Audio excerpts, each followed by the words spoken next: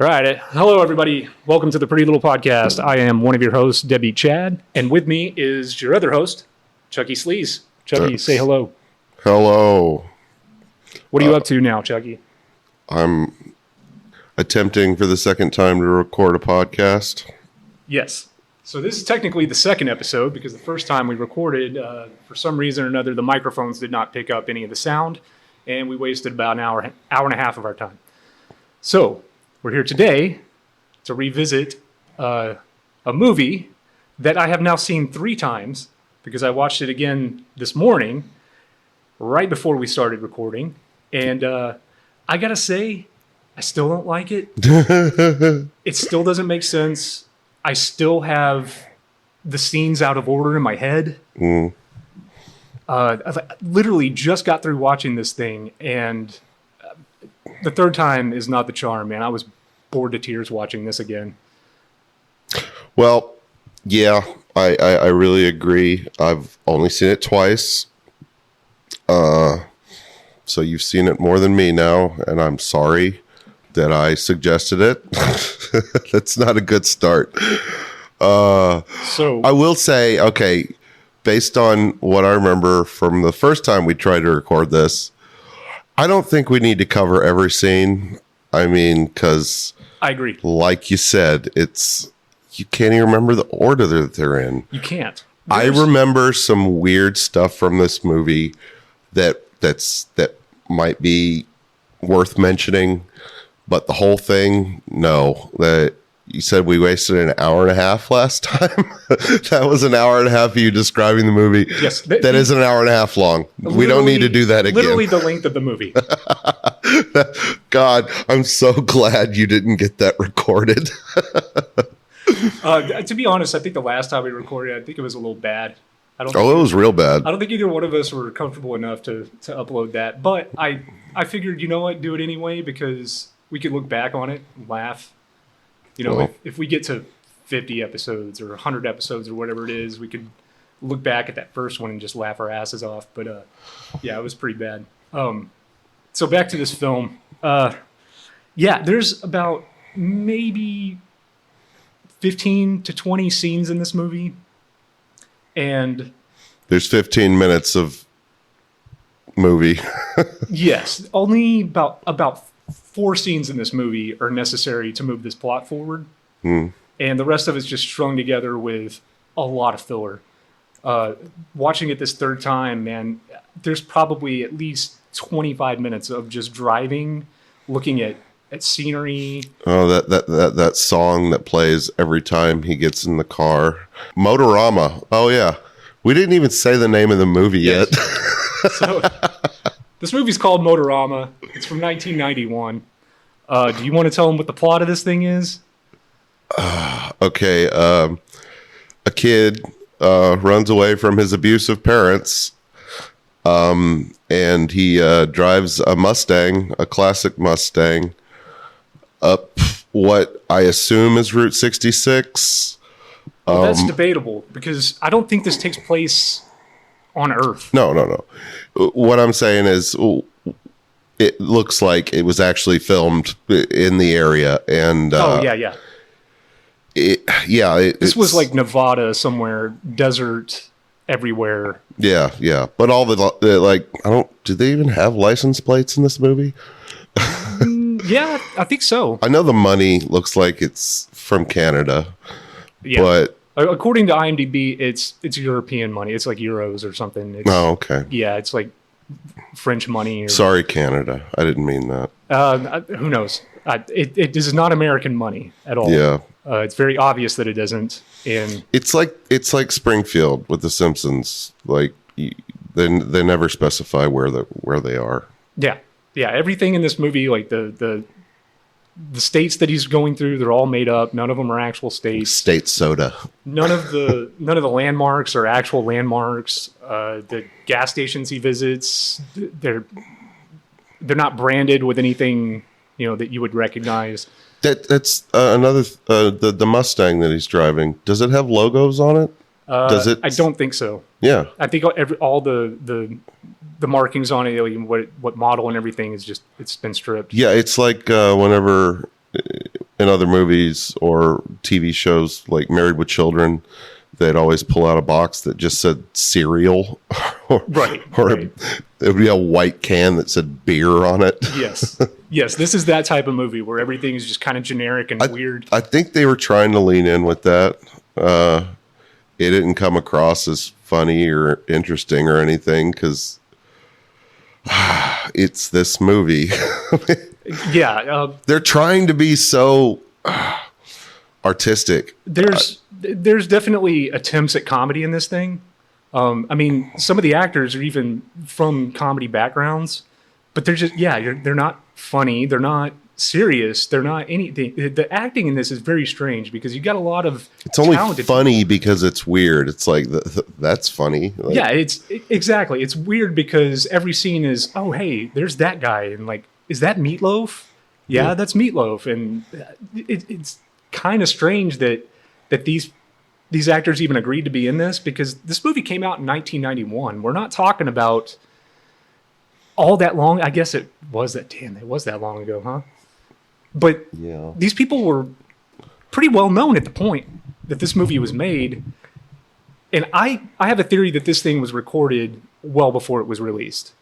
I think the only thing that makes me kind of hesitate on that theory is that Drew Barrymore is in this for very short. Yeah, but that scene. could have been added post, like That's true. right before it came out or something. It could have sat on the shelf without that scene in it. And they Well, added just, her in. I'm just spitballing. I don't know. I mean, it could be because Did you look into the director? Because it seems like a lot of favors were repaid by these actors being in Right. this. this is like I don't know if it was a director, the producer, or somebody was like knew where the skeletons were hid for a lot of these actors. Because yes, yeah, exactly. It feels kind of like did you see Nothing But Trouble? like 50 times, Yeah. Well, first of all, I love that movie. Yes. It's bad, but I love it. But we're doing that, right? What? We're doing that movie, correct? Okay, Sure. yeah. But that was a passion project of Dan Aykroyd's that a lot of people owed him favors for, and this kind of has that same feel to it. I feel like It's Tupac's first movie. it was, yes. Yeah. The thing that strikes me very odd about this film is when I watched it this third time, We didn't even explain what it's about. We got sidetracked it's there. a 10-year-old boy named Gus. He's trying to find these cards that you can only get at gas stations when you buy $5 worth of gas. Yes, And it's like a competition. if he wins, if he finds all the letters that spell out Motorama, he's eligible for a grand prize of $500 million. Yes.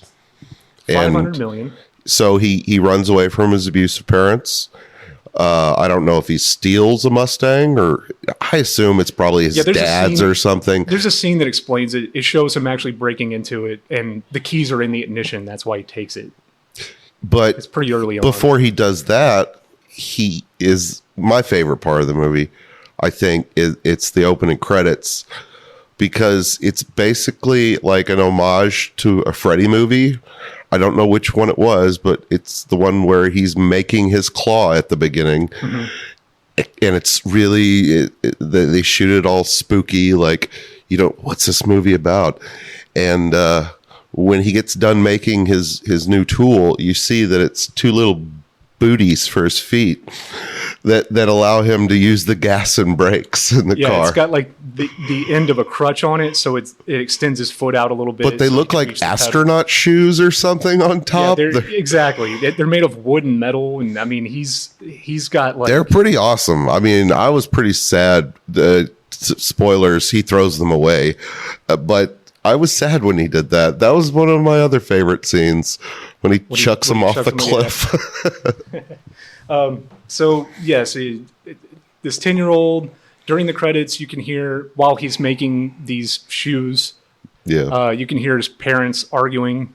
You don't see them. It's just audio of his parents having an argument, and they're kind of just like podunk people, not very intelligent. They're yelling at each other. And the father mentions that he wished he would have strangled Gus in the crib. And so that kind of gives you an idea of where they're coming from and what he's dealing with. But we never go back to that. His parents don't come up again. They're not mentioned. They don't ever make an appearance. This is the only time you get any kind of sense of his home life at all. Maybe his dad killed him that night, and the rest of the movie is just the last of his DMT in his brain. Jacob's Ladder scenario? Yeah, the last of the DMT in his brain, just going on for ever and ever until he finds these fucking cards. Right. So after the credits, like Chucky said, he shows you what he made. It's boots. He's already got the Mustang. They at this point they're not alluding to the fact he stole it or how he got it at all. He's just in it, and he breaks his piggy bank open. That's the last thing that happens during the credits, and then he collects all the change. Such a 1980s thing, man. Right, you don't see that anymore. So after that, he's driving to the bank. He walks up to a bank teller who clearly doesn't want to be there. I love that too. Just the way he has the interaction with that bank teller, that it just feels like every time I go to that's the most natural the phone store interaction. Yes, she's great. I liked her in this, even though the scene is only a minute and a half long or whatever. But so he's got his change from his piggy bank. It's all rolled up in those little coin sleeves. Yeah, and he's telling her, "Hey, I want to turn this in for cash," and she's just like, "I'd have to recount it." And he's like, "Well, then I guess you're gonna do that." And she's like, "But that could take hours." And he's like, "Then it'll take hours." And hesitantly, she takes the money, and then it does like a hard cut to him in the driver's seat of the car, and he's counting the money, and that's where you can tell that this is not American money. It's French or European or something. It's very colorful. And watching this the third time, I tried to look at it through like Gus, right? Maybe all of this is going on is just something he's making up. Like you said, maybe it's a fever dream. Maybe it's whatever the case is, but everything kind of looks like it's from a kid's perspective. Like money is just money. What is it supposed to look like? Well, it's just supposed to look like paper with numbers on it that's worth something. What's a state? Well, it's just a place in America with a name. It doesn't matter what the name is. It's just, you know what I mean? I know what you mean. It seems exactly like he's just kind of making this up as he goes. All the scenes in this movie are it's just stuff happening to him. And by the way, there's no character growth in this movie at all. Gus starts exactly as he ends. He doesn't learn a lesson of any kind. He stumbles into these weird scenarios that are, in some cases, very dangerous for children to be in. And some people in this film see him as a child, and some people see him as an adult, or at least allude to the fact that they think he's just a tiny adult. Yeah. There's no consistency there. Except for the cop. Was Picardo? Robert Picardo plays a sheriff in this movie, and he seems to think that he's a 10-year-old because he's constantly asking where his father is. Mm-hmm. But then the gas station attendant seems to believe that he's an adult at first. And he has to explain to him later on that he's a kid, which is kind of weird. Yeah, I think the sheriff helped him a little bit too. That's another scene that. Another scene that's worth mentioning is the gas station attendant. I guess there's more than one scene with him and where he meets. You want to explain how this one comes in? Because I think that's the next scene that is even worth. The next scene, which is, I guess, technically the second scene in the movie after the bank, is the bar is called like the Wagon Wheel. That's the first place he goes. Yeah, I don't even remember what happens in this scene. So he goes into this bar and walks up to the waitress and says, "Hey, do I order from you?" And she's like, "Yeah, I'll take your order." Oh, okay. You said bar. It was more of a diner. Yeah, I get it's like a very rustic, like. It seemed like the diner from the beginning of Natural Born Killers. Yeah, to me, or something out of like a trucker diner. Something out of Fallout New Vegas or something. Yeah. But anyways, he orders a coffee, and That brings me back to what you said earlier about the money's just money, and the states are states, and the way he orders at a restaurant is just like that's what people do. They order a coffee. Yes, exactly. He's a 10-year-old boy. He's in 19. What we assume is 90, but like he said, this was probably filmed a lot earlier than that. Yeah. In the 80s, kids weren't drinking coffee when they were 10 years old. They do now, but I wasn't even allowed to have coffee until I was like 14. Right. Yeah. At this point, if anyway, it's just what people do when it goes into Kool-Aid or something like that. Yeah. Sunny D or Ecto Cooler, High C. But yeah. So in this scene, he orders a coffee, sits down at a table, and when he pulls up, that's the thing. When he first pulls up, all the rednecks in the bar are like gathered around the window, like real impressed that somebody showed up. Yeah, kick his ass, Seabass. Yeah, exactly. They're ready to throw down with this kid and whatever. So, anyways, he orders his coffee and sits down, and one of those guys walks over to the table and he's just like, "Where did you get a fancy car like that?" And he looks at him and he's like, I sold my stamp collection. He's like, "Well, isn't stamp collecting just for little kids?" And he says, "Yeah, I had the stamp collection ever since I was a little kid." And there's this weird pause where they're just kind of like leaning into each other and staring at each other. And like there's a bead of sweat that rolls off one of their faces. I can't tell who it is, and I still can't. But it lands on the dude's hand. And that's when he just kind of smiles at him and tells him, "Don't ever get married." Yeah. Seems like he had other things on his mind. Yeah. This is just the first of many weird scenes like this in the film. Again, this scene doesn't really matter. No. I don't think it does at all. That's why I said we should move on to the gas station attendant. Right. But the only memorable thing here... the waitress. I loved her. I said that last time. Yeah, she looks very in character in this setting. Yeah. She looks like she belongs there for sure. She's got the big old hair. She's kind of dressed like Peggy Bundy. She kind of looks like Catherine O'Hare, like now. Yeah, from Schitt's Creek. With big old, like, Dolly Parton hair. Yeah. So, at some point, there's a guy that passes out on the floor in the bar. I guess he's drunk or whatever. And the waitress is telling these other men to get him out of there. And that's when Gus does something that I really fucking hate in movies. This hits me on a level that is just irrational as hell. But when characters order something and then it's brought to their table and they pay for it and leave, she sets the coffee down, he puts some money on the table and gets up and leaves. He is in this bar for 2 minutes, I guess, long enough for this guy to talk to him, long enough to order a coffee and get it from a coffee machine that has already made the coffee. But so anyways, as he's leaving, the waitress is telling the other guys in the bar to get rid of this guy who passed out on the floor. And they carry him out of the back of the bar and they throw him in a creek.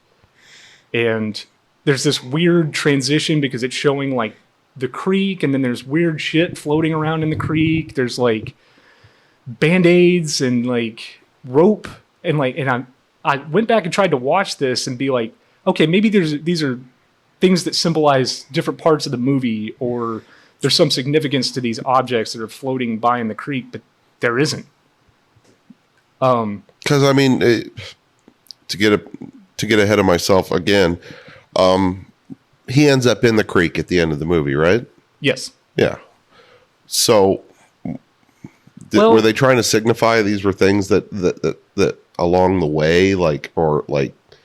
Yeah, but it's nothing. None of it's significant. There's no, like I said, I literally just watched this today and I paid attention to those little things that I didn't want to miss. And maybe there's some more significance to this movie, but I just... Yeah, I would have more to say if it meant anything, but it really didn't. And that's why this was a bad idea for the first episode.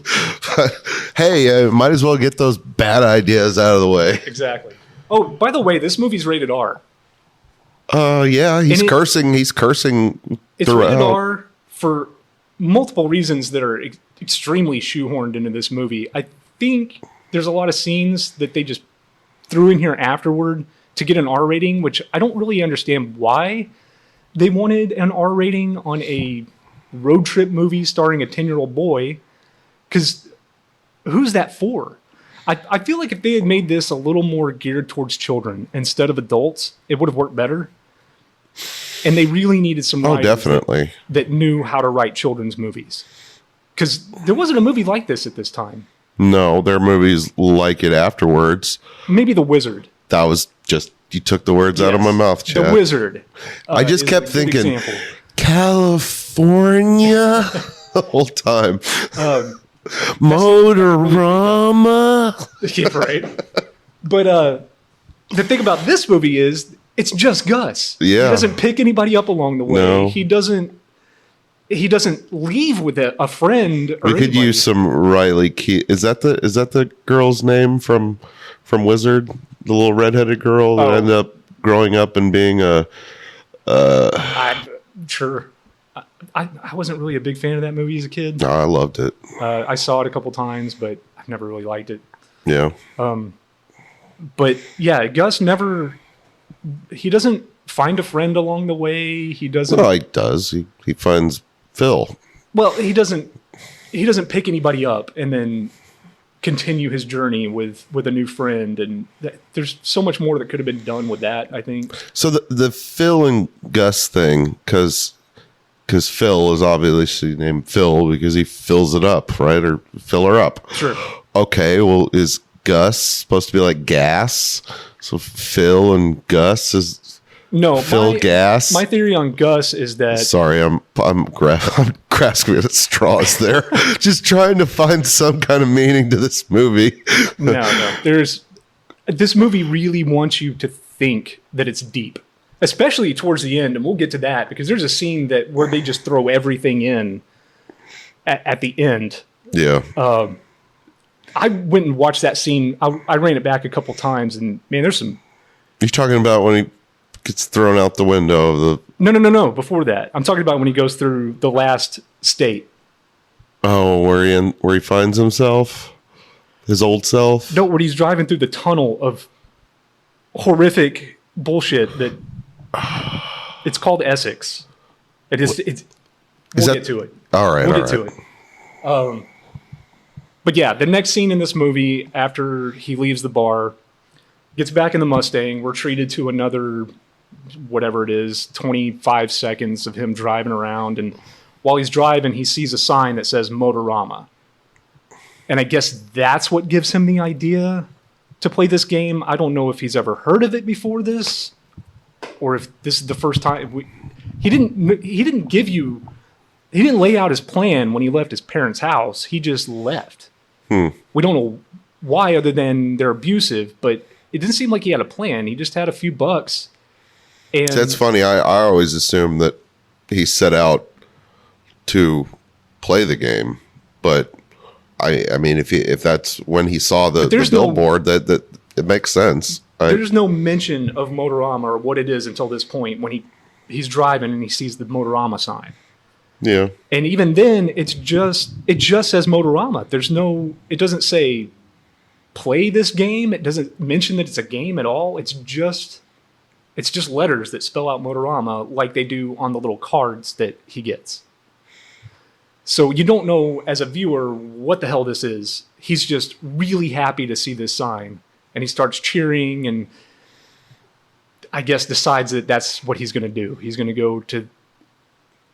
Okay, to clarify on what this is, Motorama is a card game. We already explained it. The card game where you get 500 billion. Right. So it's like the Monopoly at McDonald's. Yes, you get a little game card. You got to find all the ones to spell out the name, and then you get the 500 million. Right. So in theory, there's only one letter that's really hard to get, and Yeah, just like you go around collecting so many what is it, green M's or something. You just throw all of them away, but right.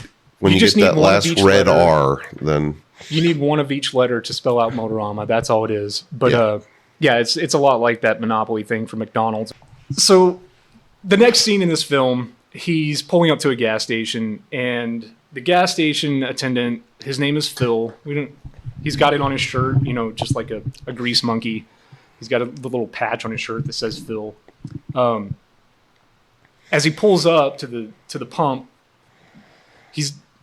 Phil comes out and he asks him how much gas he wants, or he wants him to fill it up, and he said, "No, just put $5 in."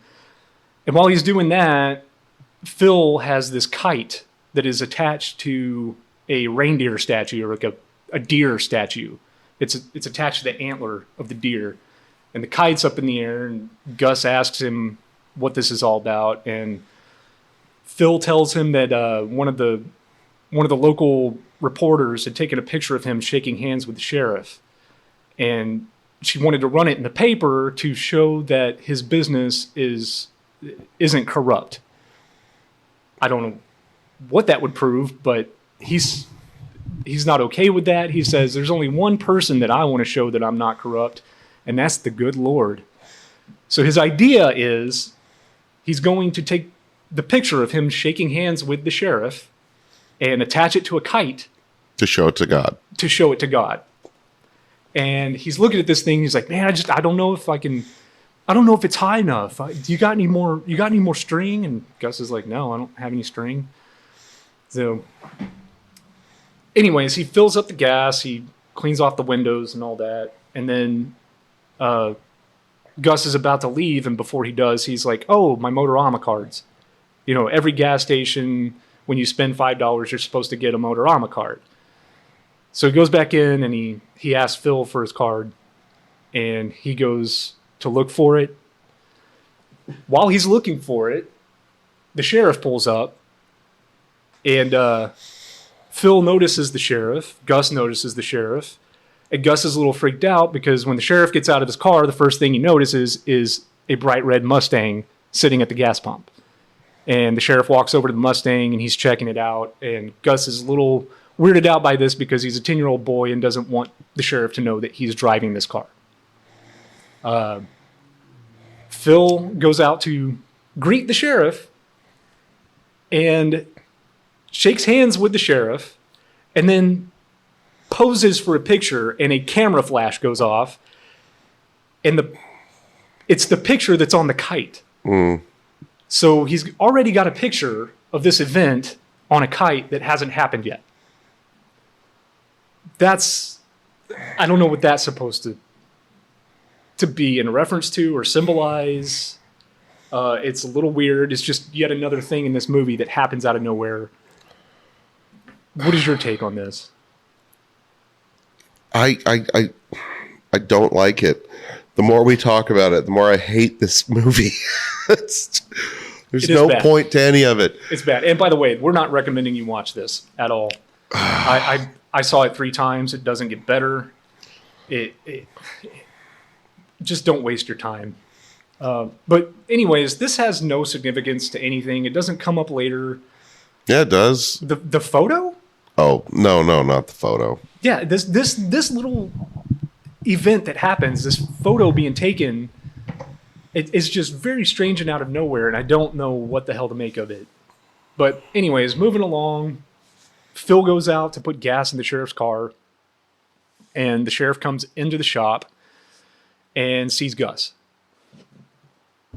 So at this point, Gus has already been seen by the sheriff. And by the way, Gus is just kind of rummaging through looking for the cards, by the way, these game cards. He's trying to find them while Phil is out filling up the sheriff's car. And the sheriff walks up and he's just like, "Hey, little man, you work here?" He's like, "No, I don't work here." He's like, "Well, it wouldn't be a bad place to work." And he's like, Gus's delivery on this is just like, "Nah, I kind of got other things going on." It just nonchalantly plays it off. And Phil gets the attention of the sheriff, and they both go back outside, and the sheriff asks Phil whose Mustang this is, and he points inside, and the sheriff comes back in and is this your car? And he's like, no, it belongs to my dad. And he's like, oh, where's your dad? And he's like, oh, he's in the bathroom. And the sheriff just grabs a bag of chips. I really hope we're not going to do the whole movie. Yeah, this is going to be long if we do. But Really, man? the only significant part of this whole scene is that Gus steals a bunch of these cards. He finds it's like a cigar box full of these game cards. And he starts getting pursued by the sheriff, which it doesn't really seem like the sheriff is pursuing him, but throughout the movie he keeps running into this cop. So I guess the cop is supposed to be the antagonist through the whole thing, but he's not chasing him or anything. No, he just kind of is in location. He just kind of shows up in location. Gus is very paranoid every time he sees him, ducking down and just trying to get away until eventually he has to ride along with the cop because he's hitchhiking, right? Yeah. Getting way ahead of ourselves. But more weirdness there. Telling you, we're not going to explain this whole movie, Chad. Not like last time, because I don't have anything to say on most of it. It is just so boring, and so it's not supposed to make sense. I don't think I've never was seen written a movie like this. No. I've never seen one shot like this. I've never seen one as incompetent as this. Both writing, directing, some of the acting. Nobody was on board with each other when they thought of this movie, created this movie, anything. It was a bunch of people doing their own thing. I think it was a tax write-off, like the producers or something. Let's make something so bad, yes, that the insurers have to pay us. Yes, it was a tax write-off of some kind. And it really money laundering sucks scheme. because Who knows? It's trying to shoehorn itself in with other movies. It's paying homage in a bad way to a lot of other good movies like Twin Peaks. Yes. I mean, it feels like an episode of Twin Peaks. Yes, that absolutely. One of those episodes from season 2 that David Lynch didn't have anything to do with. Like, let's try to do this like David Lynch. Every bit of this movie is dream logic. All of it. It's Dream Logic, the movie. So moving along with this movie, the only thing you really need to take from this scene at the gas station is that Gus ends up with a bunch of Motorama cards that he stole from his cigar box. And as he's getting back in his car, he unties the kite that's attached to this deer statue, and it flies away. And as it's flying away, Phil goes to chase it down because he really needs God to see this. And as he's running down the road, he gets hit by a truck. Fade to black, next scene. Yeah. Which is yet another scene of Gus driving a car through the desert. With the music. Cue the music again. Oh, yes, yes. By the way, the music in this is really, really bad. It sounds to me like when I was a kid, I grew up in the suburbs, so I'd be walking down the street, and there was always some kid with his garage door open with his band in it playing on a Saturday afternoon or something. Man. I had like 5 neighbors. I was in a band. I was one of those kids. But that's exactly what the music in this movie sounds like. It doesn't. It's recorded badly. It doesn't sound good. It doesn't know what kind of music it's supposed to be. Is it grunge? Is it rock? Is it country?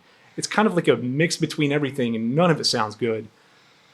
But anyways, after Gus leaves the gas station, he decides he needs to go to a motel, and this is where we were referring to Twin Peaks earlier, and lo and behold, here's a star from Twin Peaks, Jack Nance.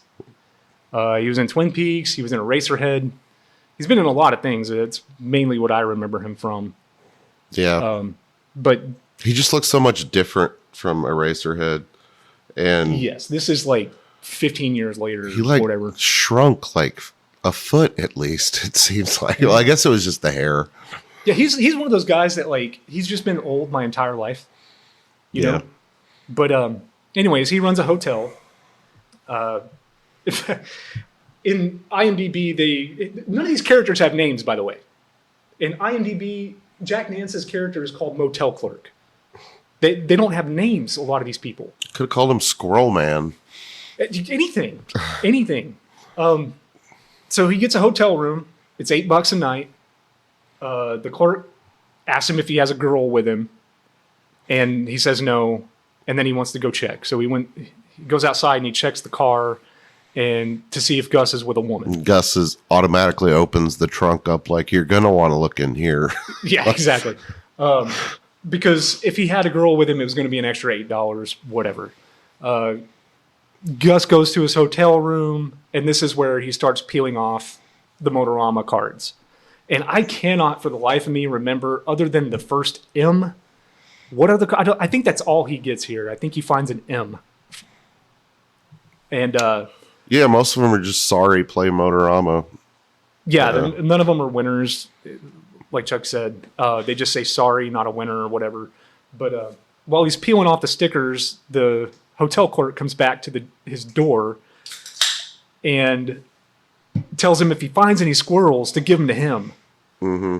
We don't know why he wants these squirrels, what his deal is with squirrels, but he's really interested in having some squirrels. And then he leaves.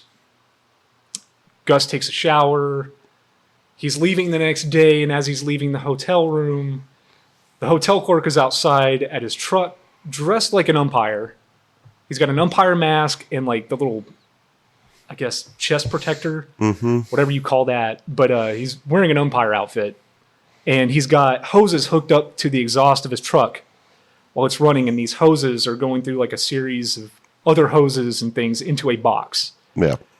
And he walks over to the box with a rake, and he starts hitting the box with the rake. And there's something in the box we assume are squirrels. I caught, 15 of them the night before? Yes, he caught 15 of the little boogers the night before. He's got them in this box, and I guess he's slowly asphyxiating them with the exhaust from his truck. Yeah. Gus gives him back his key, and then we are once again back in the Mustang, headed to the next scene. Another one? Yes. Oh, no. As he's driving to the next scene, he gets a flat tire.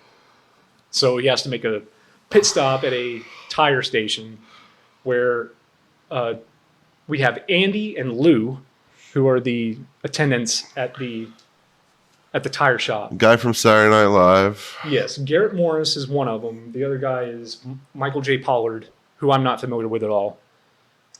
I'm sure he's somebody because they were playing off each other like they were comedians or whatever, or they at least, the actors knew each other.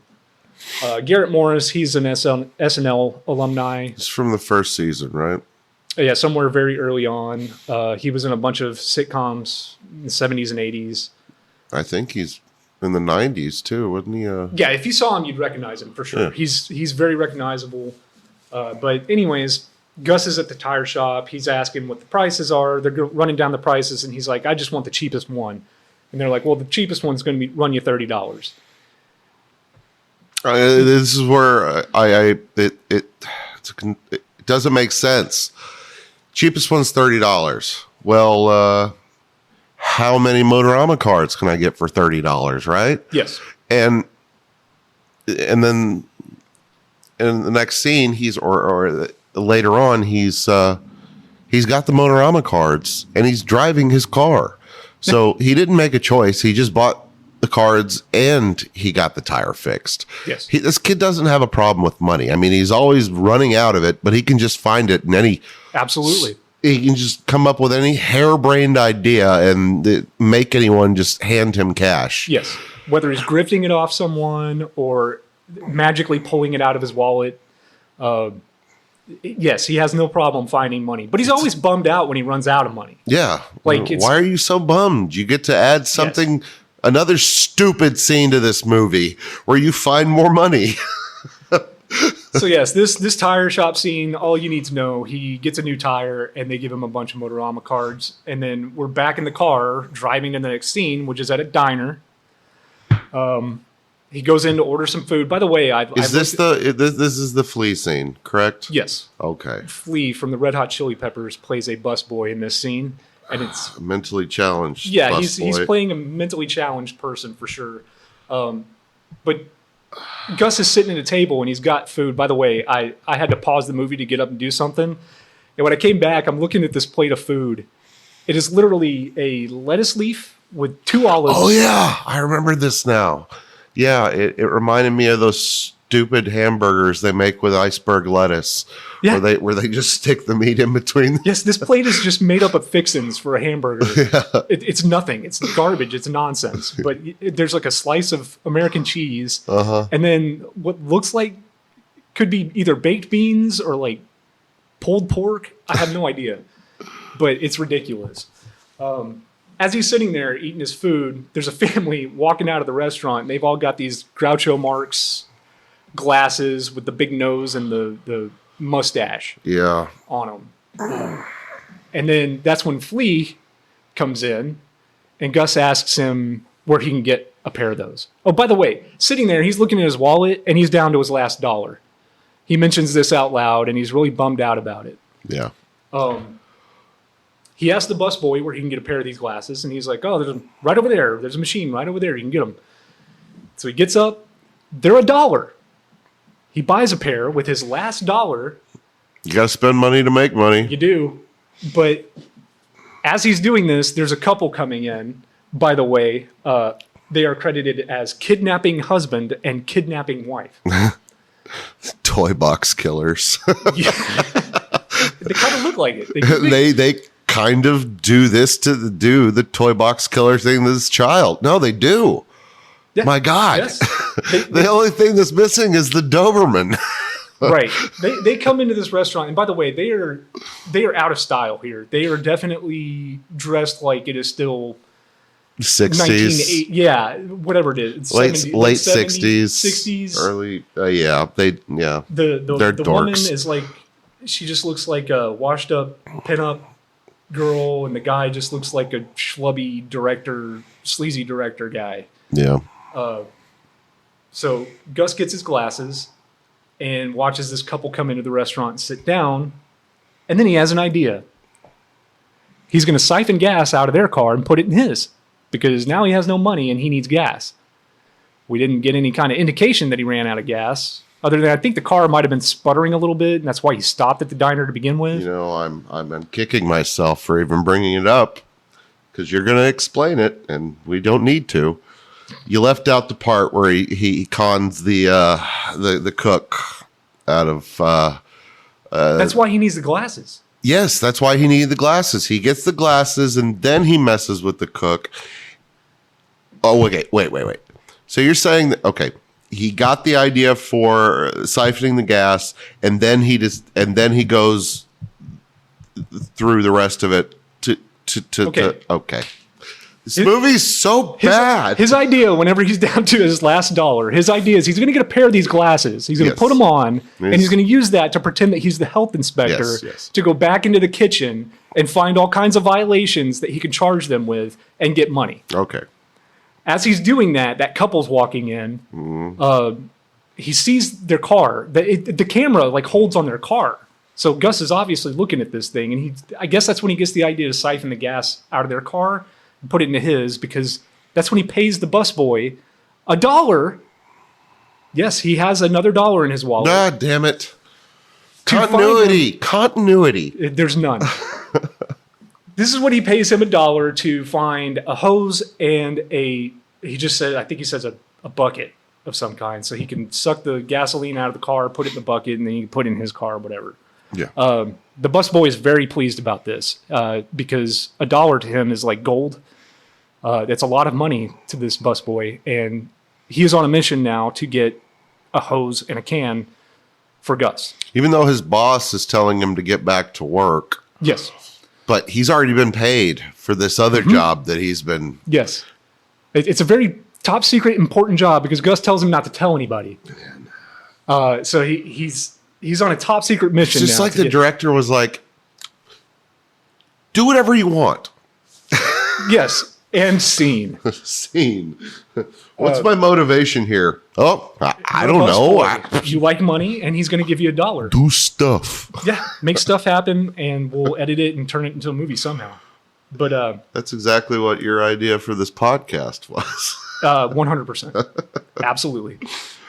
So at this point, Gus goes back in the kitchen. He's finding violations that the cook's back there smoking. He gives him a violation for that. He gives him a violation for cooking Yankee Bean soup. Yankee bean soup. He gives him a violation for making that. It all adds up to $30.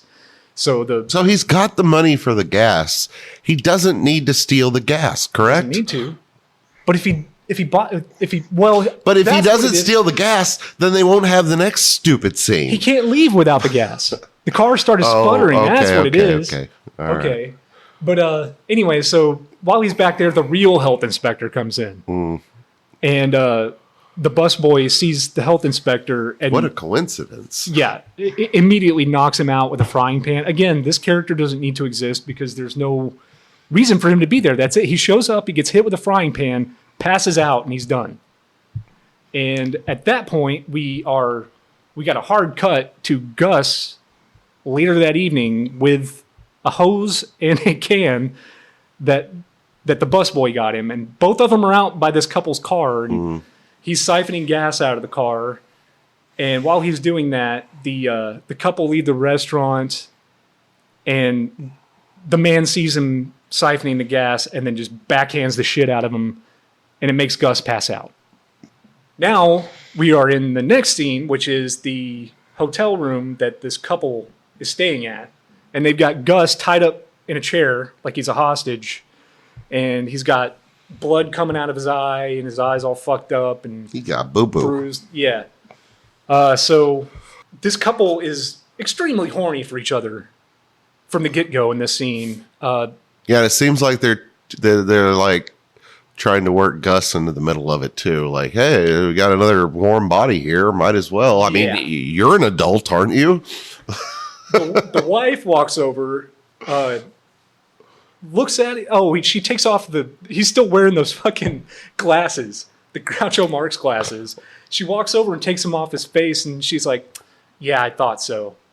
It goes back over to the bed, and the husband is like, so you want to do stuff with him? And she's like, I don't know.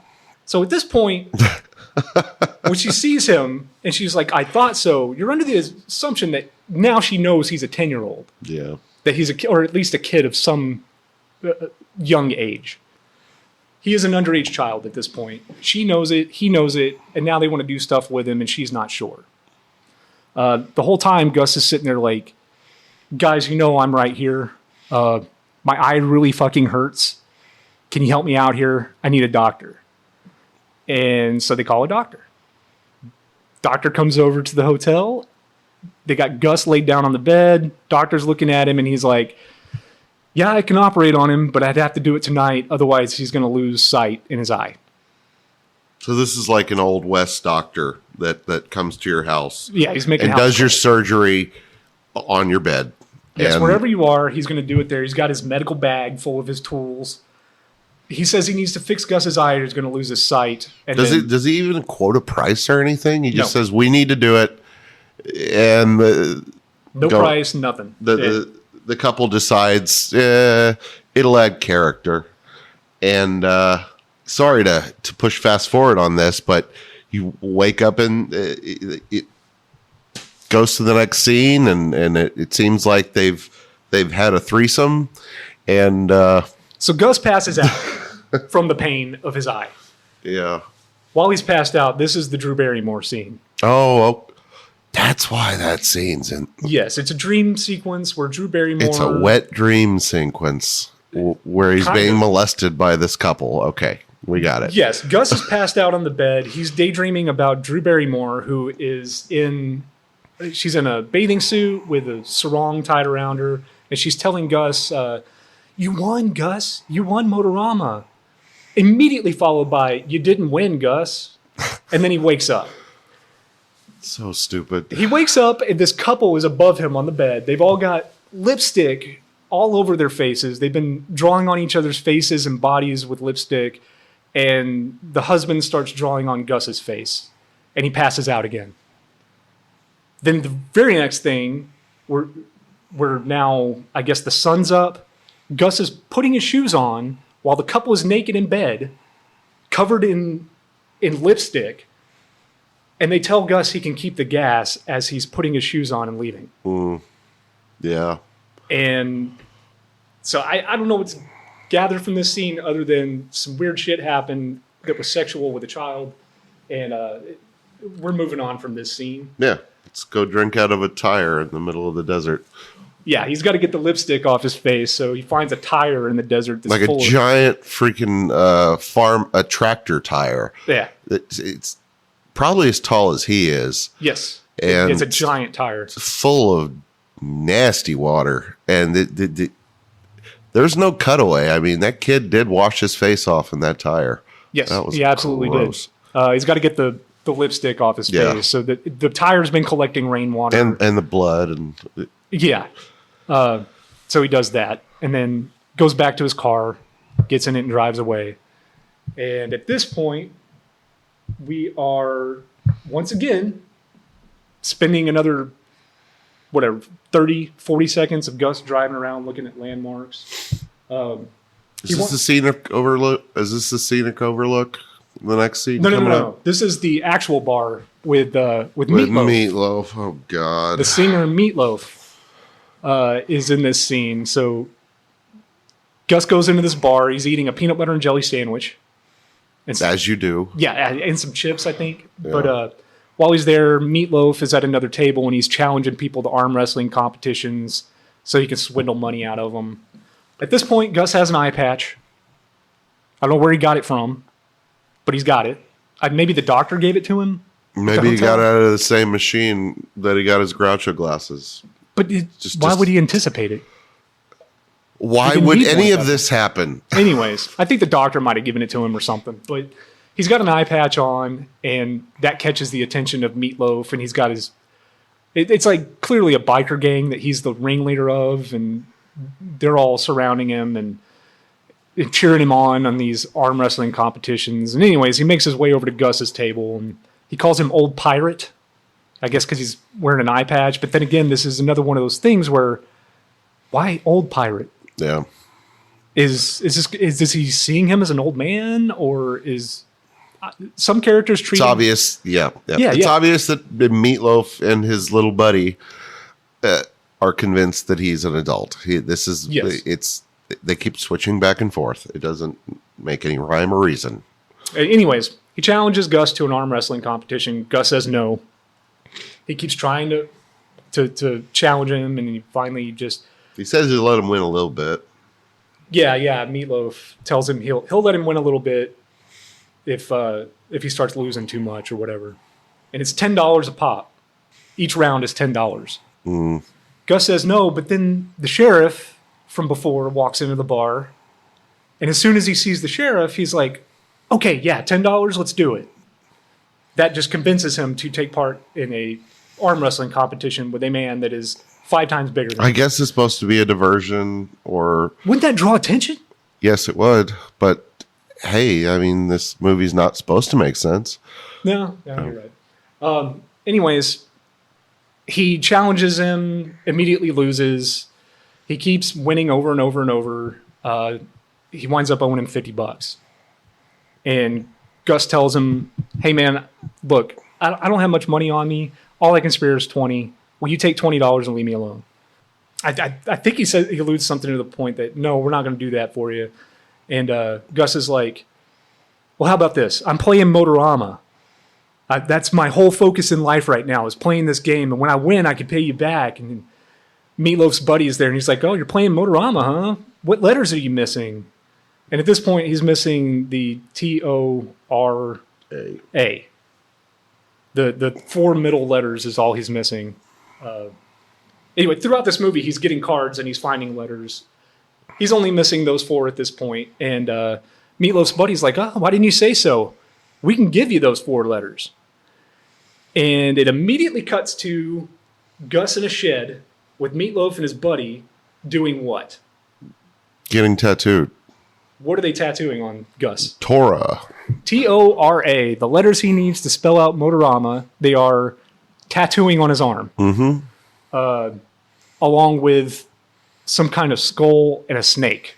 And Well, they did the TORA first, and then it cuts away, and then it shows him stumbling out of the shack, and they just decided to just go ham on it. the sun is up at this point. Yeah. He's in there at night, and now the sun is up. They've been tattooing his arm all night. He's got basically a full sleeve with a skull of some kind, the TORA, and a snake wrapped Has around he his started to forearm. grow a beard yet at this point? No, he hasn't. No, he hasn't. But he will.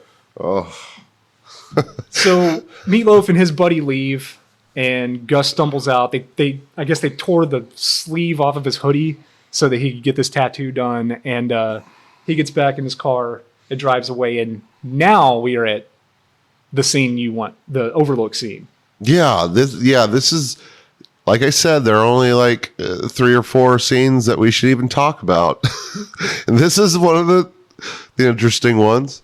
He pulls up to the overlook, and he's sitting there all despondent about what, right? And the couple comes up and asks him if they can use his back seat. Correct? Is that the scene? Oh, no. That happened way earlier on. How did we glaze over that? No. We talked about that. We did. I promise we did. Did we? Ah. Anyway, There's a young couple that bangs in his back seat for no reason, and it's very shoehorned in. They wanted to get a little bit of nudity in this film. no, this is the point where you get to see the guy from Gremlins, right? Yes. Dick okay. Miller, who, he's in Gremlin. He's done a lot of stuff. The kid's out of money again, and he decides to challenge. What's his name again? Dick Miller. Dick Miller. Who, Well, he's just credited as horseshoe player okay. in this movie. He challenges. He sees that he's playing horseshoes, and he walks up and he challenges him to a gambling to gamble on horseshoes. Yes, for $100. Yeah, and he throws like 10 of them for some reason. Yeah, like just one after the other Yeah. Ding, in ding, ding, rapid ding, ding. succession. Yeah, And Gus totally takes him as a sucker, takes $100 from him. This guy, he's claiming all he has is $100 on him. And he gives it to Gus anyway. And then what happens? he doesn't know what he's gonna do, so he sends his kids off. He's to go got to a the wife and 2 kids. Yeah, he's got a wife and 2 kids. When they're having a little picnic, he sends the 2 kids. They're like maybe 4 and 5 to go do their business before they leave. And man, that was so weird. That little girl is staring at that little boy pee the whole time. Did you notice that? And by the way, there's a lot of scenes in this movie of Gus just peeing. And peeing on a tree or on the side of the road or something. It's very strange. Little boys peeing is this director's thing. Yes, absolutely. It's like Quentin Tarantino and feet. Yeah. Well, while the little kid's peeing, Dick Miller runs over to his wife and whispers something in her ear, and they just leave the kids. Yeah, they get in their Civic and they drive off. That woman just.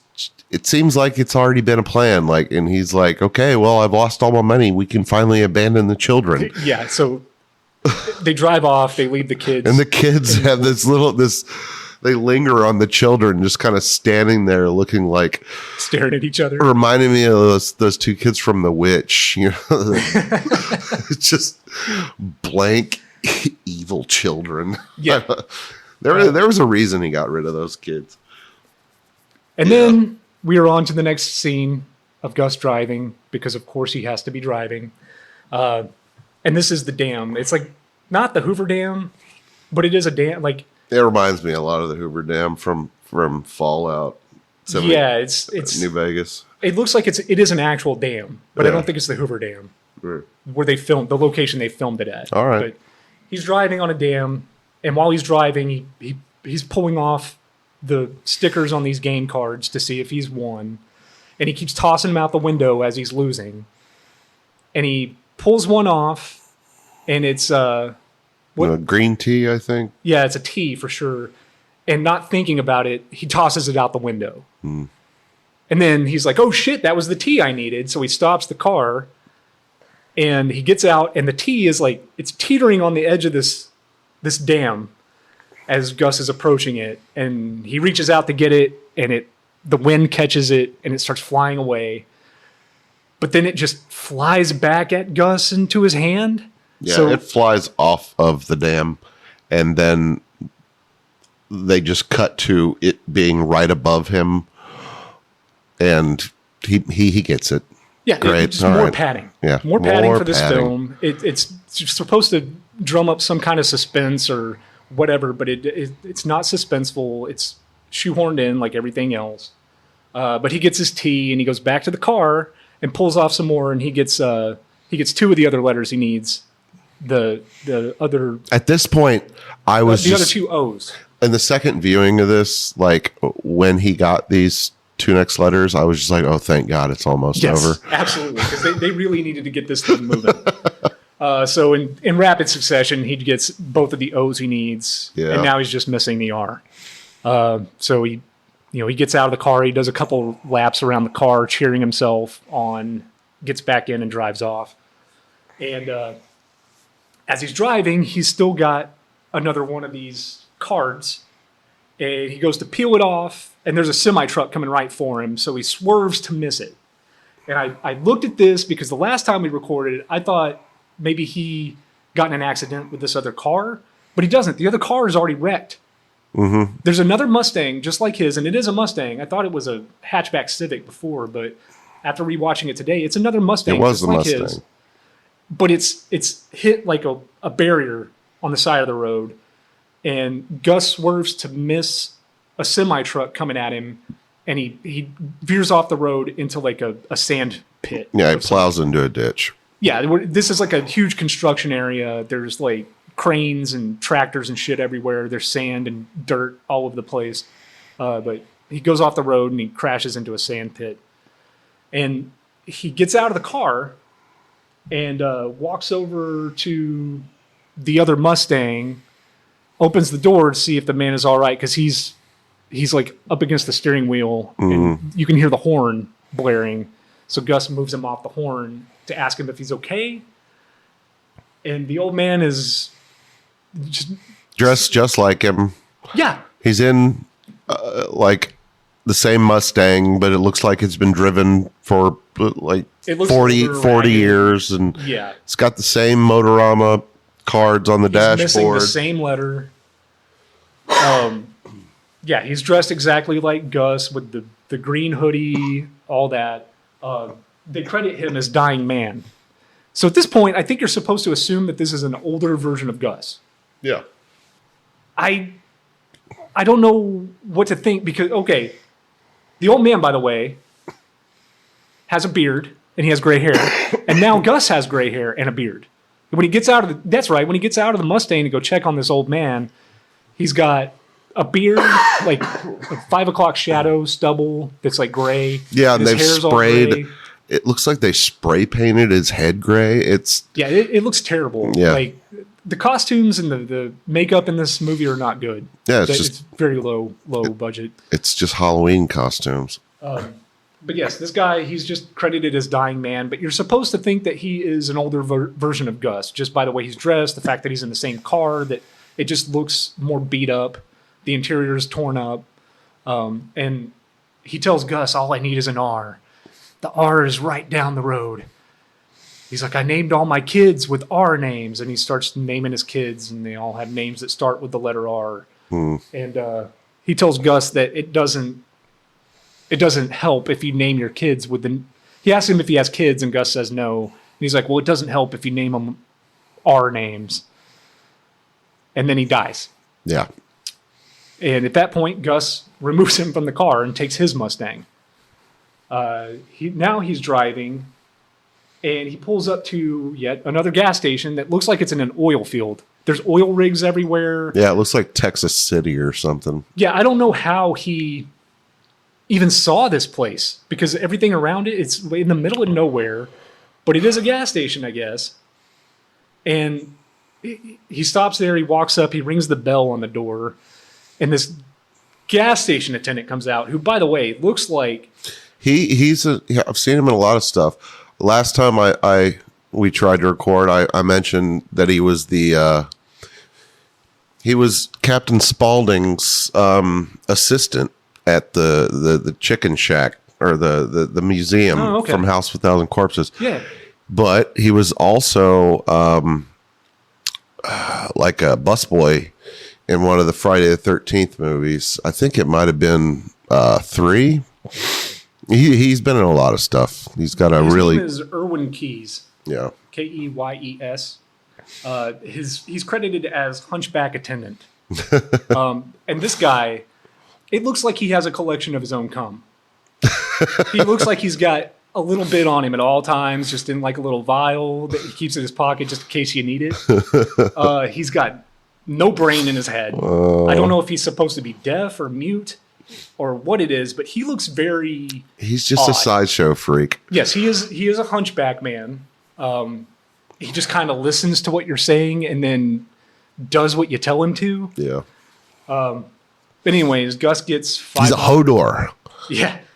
Gus gets it's always $5 worth of gas that he's getting at these places. But I guess because that's the bare minimal you need to get a card or whatever.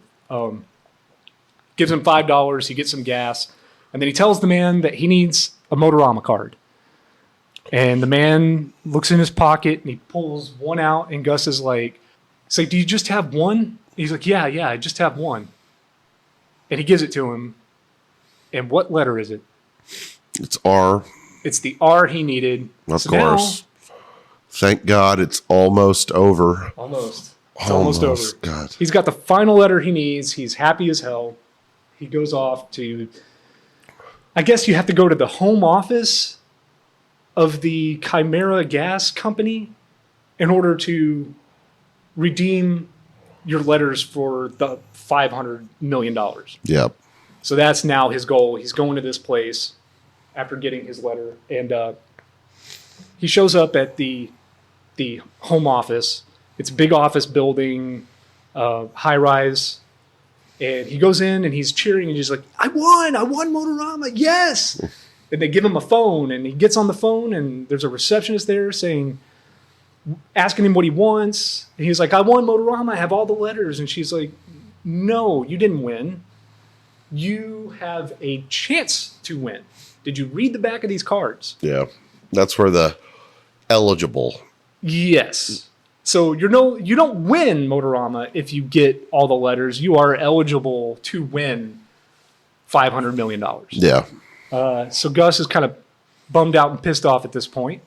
So he decides he's going to go, I guess, up to the office of the people who are running this contest.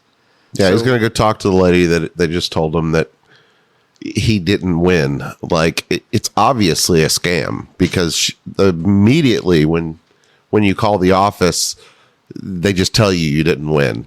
So there's no one is, well, she explains not to get ahead of myself. Anyways, he gets up to the office, and while he's there, he finds out that nobody's supposed to win this. Yeah.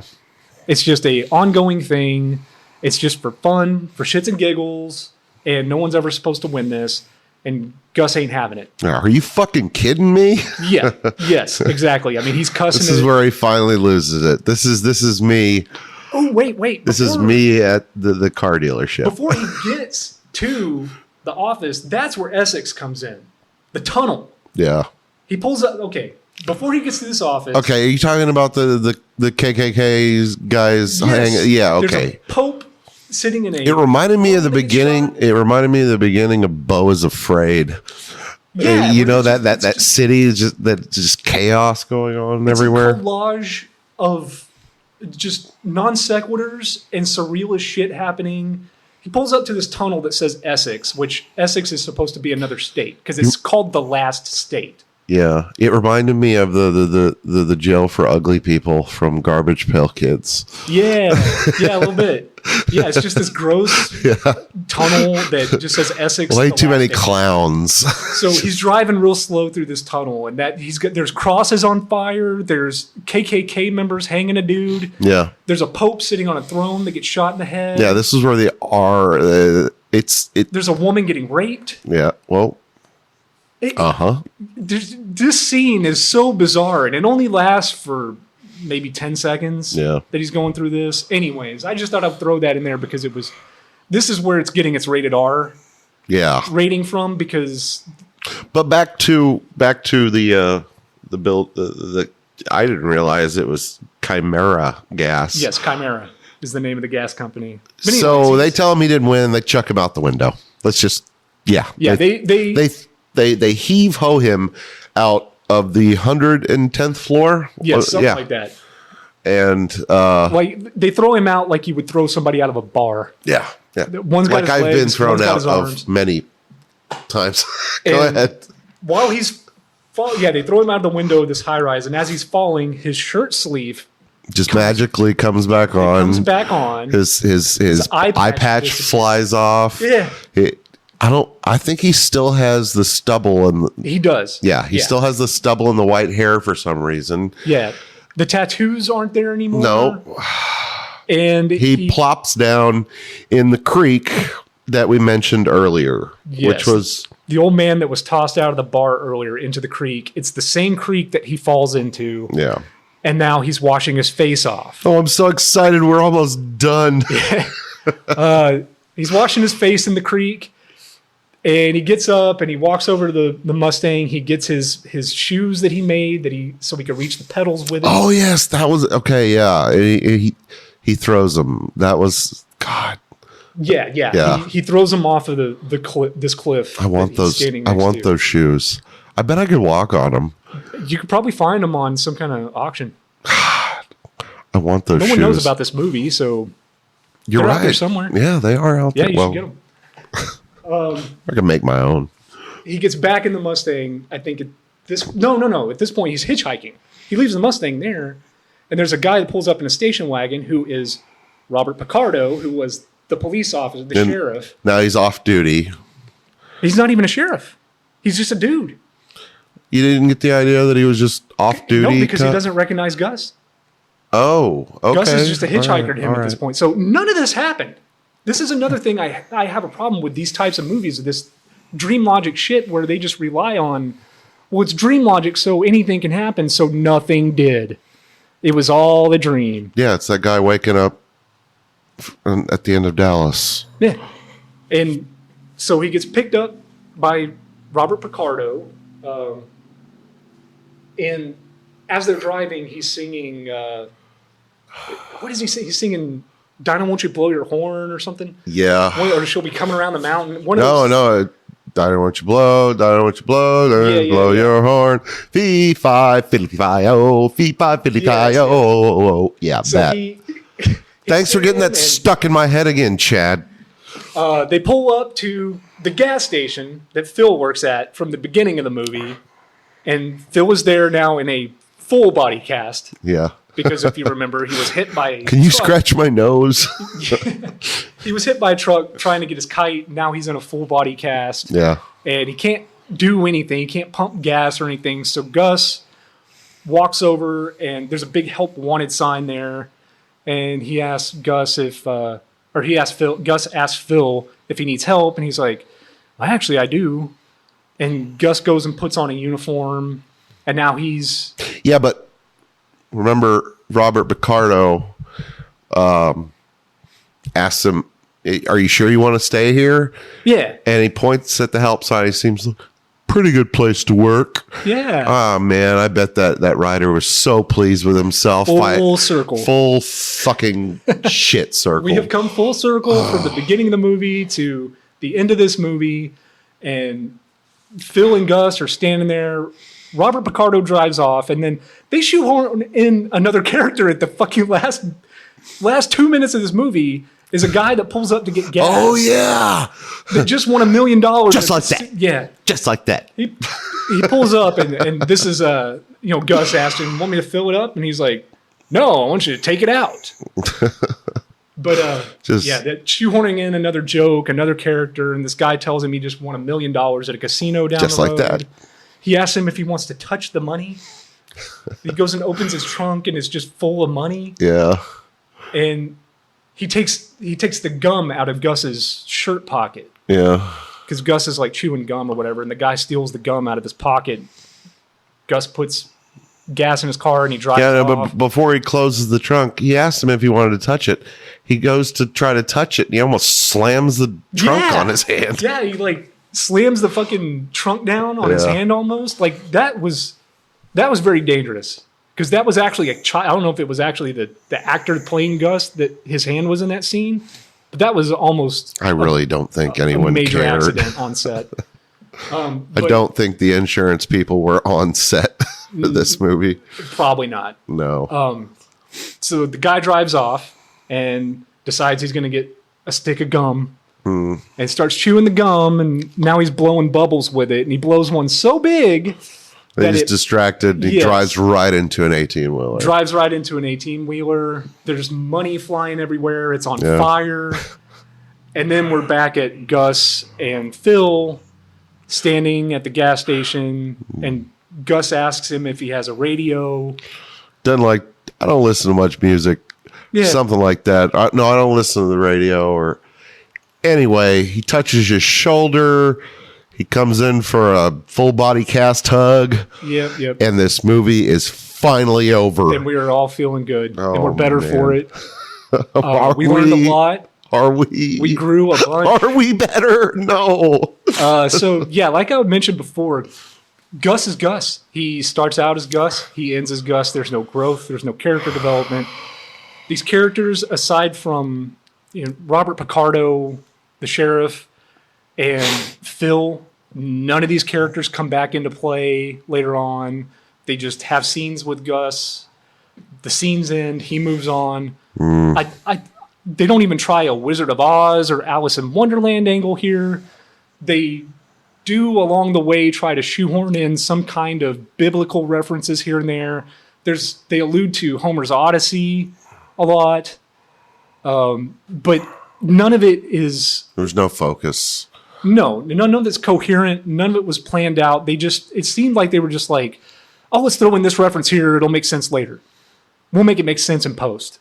We'll edit it to make sense. And it just doesn't. The movie, watching it, I think it starts off in real life. At some point, Gus is having a fever dream, and he wakes up in a creek, and we're here. None of his adventure happened. None of it mattered. And we're just left with a what the fuck moment at the end because they didn't have an ending for this film. Yeah.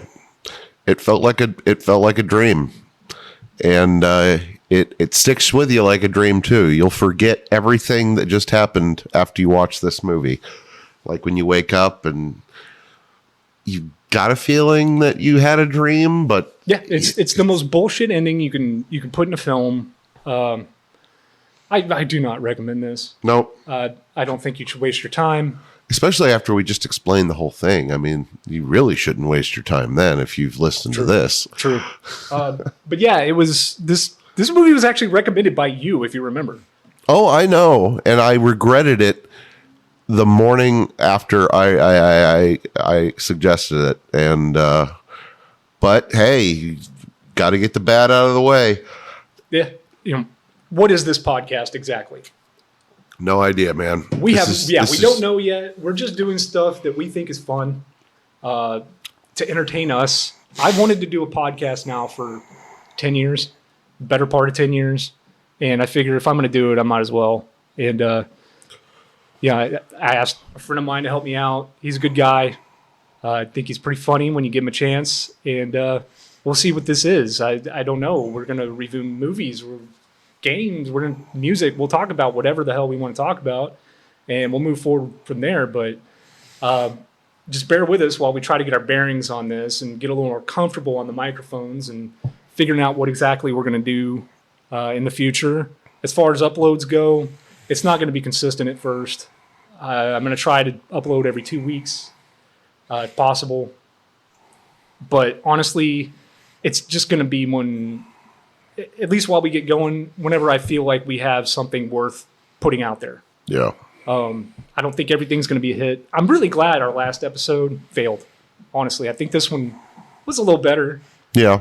Once we get to the point where we could throw our own humor in there and kind of play off each other, it'll get better. But that last one we did was very stale, very robotic. And anyways, thanks everybody for listening. Thank you. Yeah, join us again next time, hopefully in 2 weeks. Like I said, I'll be better, I promise. you'll be all right. I wouldn't let anyone else be here with me, honestly. You were my first choice for this, and I'm glad you said yes. And honestly, if you hadn't, I don't think I was going to do it. Oh, Yeah. shucks. Anyways, thanks again, guys. Thanks for having me, and thanks for listening if you did. And like you said, we're going to try to do this every 2 weeks. Movies for now. Yes, movies tend to be the low-hanging fruit, and we could talk about those all day long. We're both cinephiles. There's so many of them that are bad. There's so many that are good. Let's do a good one next. Yeah, We're trying. We're we'll do trying. a good bad movie at some point, but like, we're not going to be reviewing Oscar winners. This is not that type of show. This is going to be things that we love, but know deep down they're not good.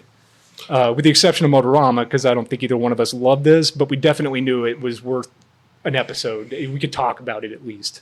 We tried. We definitely tried. All right. All right, guys. We'll catch you next time. Bye.